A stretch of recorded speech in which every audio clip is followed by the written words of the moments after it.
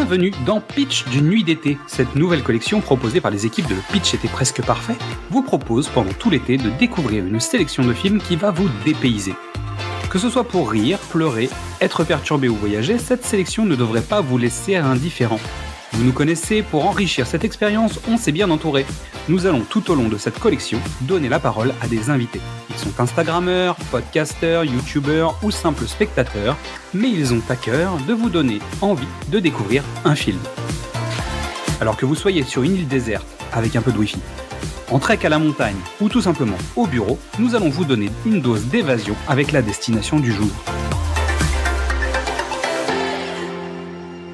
Fermez les yeux, nous allons bientôt décoller. Aujourd'hui, c'est à Mystery de prendre le micro et il va nous parler de son voisin, Totoro. Bonjour à tous. Quand Xad a suggéré de faire des vignettes sur les films d'été dépaysement, Mon voisin Totoro est le premier film qui m'est immédiatement venu en tête. Comment faire plus éloigné pour le vieux citadin français que je suis qu'un film avec deux gamines se déroulant dans la campagne japonaise au début des années 60 ? Totoro est un chef-d'œuvre majeur du cinéma, qu'il soit d'animation ou pas. C'est l'histoire de deux fillettes de 10 et 4 ans qui emménagent avec leur père dans une maison de campagne pour se rapprocher de l'hôpital où leur mère est en convalescence. Elles vont découvrir un nouveau mode de vie, mais également que des créatures bien mystérieuses peuplent la majestueuse forêt attenante à la maison. On pourrait croire que le studio Ghibli a rencontré un succès immédiat et que Miyazaki a fait ce qu'il voulait. Mais si Nausicaa et le château dans le ciel ont été des succès, monter Totoro a été plus compliqué que prévu. Frustré par son job d'animateur sur la série Marco, 15 ans avant, Miyazaki écrit l'histoire d'abord pour en faire un livre illustré. Une histoire inspirée par sa propre enfance, sa mère est atteinte de tuberculose et doit être hospitalisée pendant 3 ans, par ses souvenirs à la campagne, et, mais là c'est une interprétation toute personnelle, par une série animée sur laquelle il travaillait, Heidi.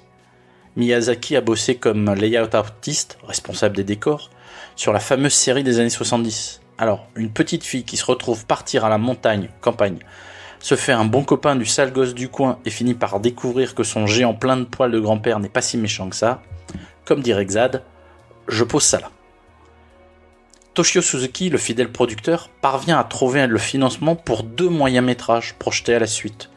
Totoro et le tombeau des Lucioles qui sera réalisé par l'autre tête pensante de Ghibli, Isao Takahata. Je n'ose pas imaginer le carnage à la sortie des salles.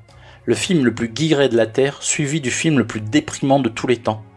C'est peut-être pour ça que l'histoire de Mei et Satsuki prend un tournant un peu inquiétant à la fin, pour préparer émotionnellement le spectateur à la douche froide qui allait suivre. Finalement, devant la qualité des 2 projets, les finances affluent et permettent de monter 2 longs métrages diffusés le même été, mais heureusement pas en même temps. Hayao Miyazaki réussit le tour de force de capturer la beauté de la nature, la fraîcheur d'un ruisseau, le croquant d'un concombre, la vivacité de l'enfance, l'indolence qui vous tombe dessus lorsque le soleil haut dans le ciel vous invite à fermer juste un tout petit peu les paupières, et l'impossibilité de trouver le sommeil quand la nuit est si chaude que les arbres pourraient pousser d'un seul coup. Il permet de revivre aussi les peurs enfantines, rencontrer des inconnus, les animaux plus grands que vous qui en veulent à votre épi de maïs, et surtout se perdre. Et enfin, ces monstres qui peuplent l'inconnu et les ombres, mais qui ne sont pas si méchants une fois qu'on les regarde bien. Alors oui, les Totoro sont mignons, poilus, les 3 possèdent une personnalité bien marquée, même si c'est le grand qui attire tous les regards. Tu sens la chaleur, la douceur des poils, la gentillesse qui exude, pas de problème. Oui, les noiraudes et le chabus sont des inventions merveilleuses. Ça me permet une aparté. Le film baigne dans le shintoïsme, c'est un film animiste où t'associes les dieux à des animaux, les animaux à des dieux.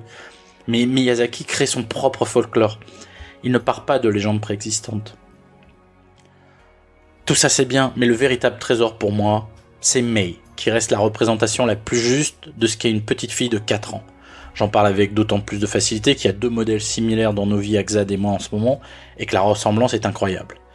Et puis, il y a Satsuki, la grande sœur qui n'est pas en reste. Les doutes, l'intelligence, les premiers émois, avec ce Kanta qui est agaçant et gentil en même temps, le poids des responsabilités qui vous dépassent. C'est un portrait de la fin de l'enfance qui servira de motif à toute une série de personnages. Miyazaki ne raconte que ça d'ailleurs, l'histoire d'une petite fille qui grandit. La preuve, le film suivant est le premier véritable carton de Ghibli au Japon, c'est Kiki la petite sorcière. Ensuite Porco Rosso, où la véritable héroïne qui porte l'histoire c'est Fio. Il y a même plein de clones de Mei. Autant vous dire que je recommande aussi chaudement celui-là.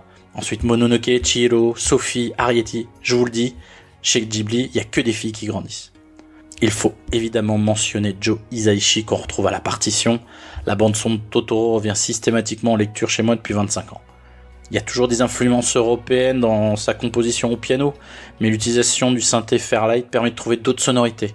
Je pense notamment à la scène sous la pluie, qui est une des plus belles scènes que je connaisse. Et puis ce générique de début qui est passé à la postérité. C'est simple, c'est l'hymne de toutes les classes maternelles sur l'archipel.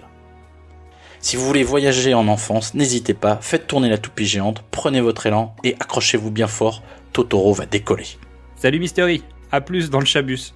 Merci à toutes et tous pour votre écoute. Avant de penser à la rentrée, vous pouvez découvrir ou redécouvrir tous nos formats. Du cinéma au top, précédemment sur vos écrans, Qu'est-ce que c'est Bond, les films de l'avant ou les films de l'amant. Vous pouvez nous retrouver sur Facebook, Twitter, Instagram ou TikTok et venir discuter avec nous. C'est aussi le moment de découvrir le travail de toutes les personnes que nous allons vous présenter.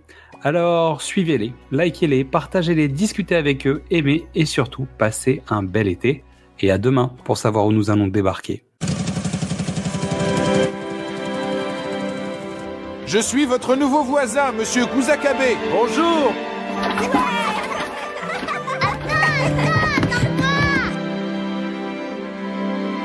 Moi, j'ai pas peur des fantômes. On a vu bouger quelque chose, papa. C'était des petites bêtes noires, il y en avait des milliers et des milliers, plein partout.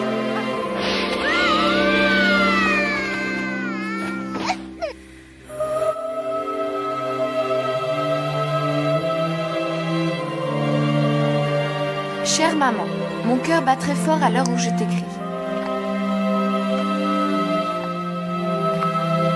Nous avons vu Totoro, nous l'avons vu toutes les deux. Et c'est une chance car peu de gens l'ont vu.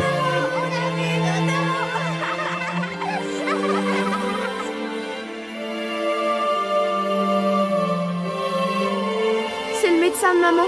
Il demande qu'on le contacte rapidement. Qu'allons-nous devenir, Maï et moi, si maman meurt? Moi, je pense que c'est le maître de la forêt que tu as vu. Et dis-toi que tu ne le reverras peut-être jamais. Qui ne revient pas. Comment a-t-elle pu faire une chose aussi stupide? Mais